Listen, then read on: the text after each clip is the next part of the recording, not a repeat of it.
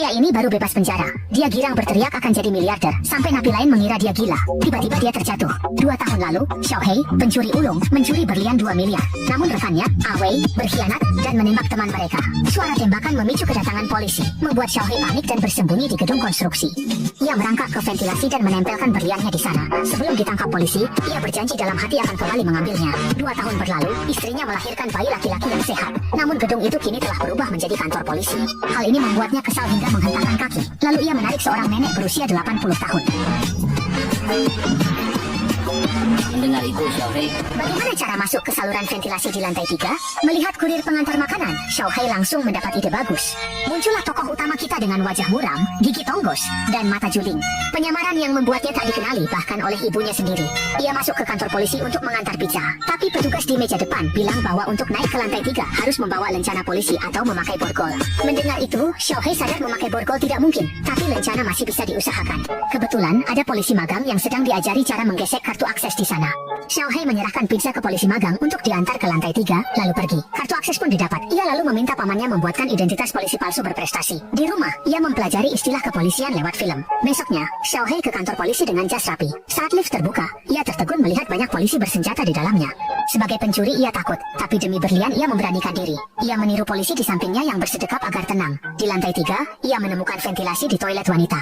Saat sepi, ia masuk dan membongkar. Tiba-tiba, penjahat lain masuk. Biar tak ketahuan, Xiaohei memukulnya hingga pingsan. Saat polisi datang, ia berdalih penjahat itu mau kabur lewat ventilasi.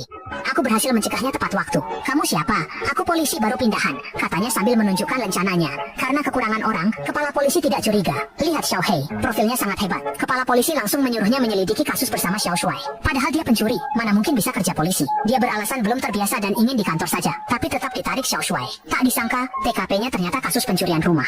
Sebagai pencuri berpengalaman, Xiaohei akhirnya pamer keahlian. Pemilik toko bilang kemarin baru menaruh vel di rak, tapi pagi ini hilang. Katanya, pencuri masuk lewat jendela pecah, tapi Xiaohei tak setuju. Jika dia yang mencuri, dia akan lewat plafon, merusak alarm, buka pintu dari dalam, lalu bawa truk untuk angkut velnya. Ada truk, Xiaohei langsung paham. Dia datang dan membuka gembok hanya dengan seutas kawat. Benar saja, pria ini dengan mudah memecahkan kasus pencurian di hari pertamanya bekerja. Xiao Shuai langsung sangat mengaguminya, dan bahkan memberinya kunci mobil untuk dikendarai. Xiaohei mengambil kunci tanpa ragu dan mulai mengemudi. Dan begitulah kejadiannya. kamu tidak tahu. Akhirnya bisa ngebut tanpa denda, tentu harus bersenang-senang. Tapi Xiao Shuai ketakutan saat ada mobil mogok di depan. Dia langsung ngerem mendadak dan berhenti. Polisi geser pantat rusakmu saat dia... Buat Kun Sanshit menakuti orang hingga nekat. Meski berisiko rusak, mereka buru-buru memindahkan mobilnya. Saat lewat minimarket, Xiaohei ingin beli camilan, tapi malah bertemu perampok. Awalnya dia berniat sembunyi di balik rak sambil makan, pura-pura tenang. Tapi Xiao Shuai di luar terus memanggil, jadi dia terpaksa memberanikan diri hadapi perampok itu. Begitu perampok menoleh, Xiaohei terkejut, ternyata itu adiknya sendiri. Melihat Xiao Shuai menerobos masuk, dia pun pura-pura menangkap perampok sambil memberi kode adiknya kabur lewat pintu belakang. Si bodoh ini malah lari ke jalan buntu. Tak ada jalan. Sang adik sembunyi di balik sampah sambil teriak panggil nama asli Xiaohei minta tolong. Polisi bingung siapa yang dipanggil. Takut terbongkar, Xiaohei lepas baju dan keluar. Setelah tawar-menawar, dengan 20.000, dia ajak adiknya kerjasama agar mau ditangkap. Xiao Shuai terpana. Di kantor polisi, Xiao Shuai menceritakan kepahlawanan Xiaohei tanpa tahu itu sandiwara Xiaohei dan adiknya. Namun, polisi percaya dan langsung mempromosikannya jadi ketua tim. Xiaohei tak peduli, dia hanya ingin berliannya. Saat mendatangi tempat persembunyiannya, ternyata berlian itu sudah lenyap. Xi tahu dari rekannya bahwa kebocoran pipa menyeret berlian itu. Dia pun menelusuri pipa menggunakan traktor remote control berkamera. Akhirnya, berlian ditemukan di atas ventilasi ruang barang bukti. Saat mencari cara masuk, kepala polisi menyuruhnya segera menyelidiki temuan barang antik di bandara. Terpaksa, Xiaohei kembali bertugas sebagai polisi. Namun setibanya di sana, dia menyadari sesuatu.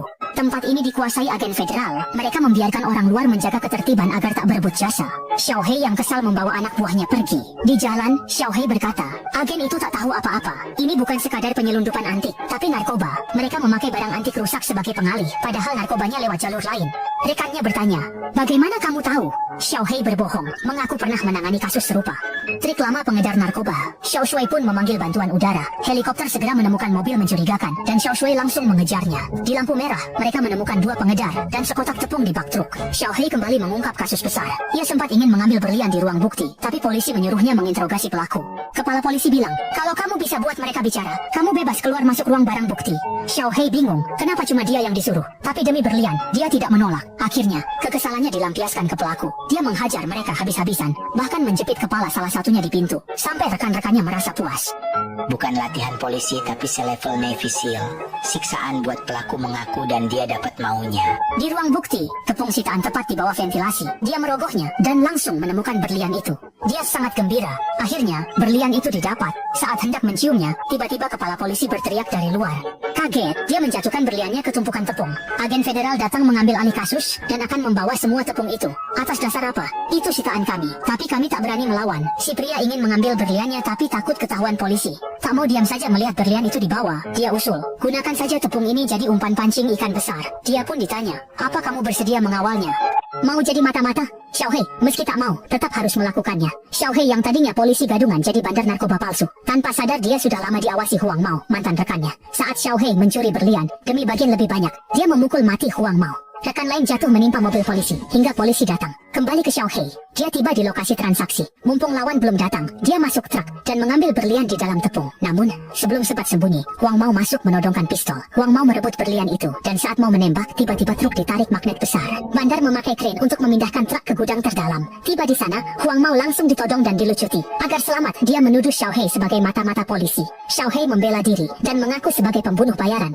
Lihat caraku memukul, gerakanku profesional, katanya. Namun, bandar tak percaya. Mereka memberi Xiaohei revolver dan menyuruhnya menembak Huang Mao sebagai bukti. Tanpa ragu, Xiaohei langsung menembak pengkhianat itu.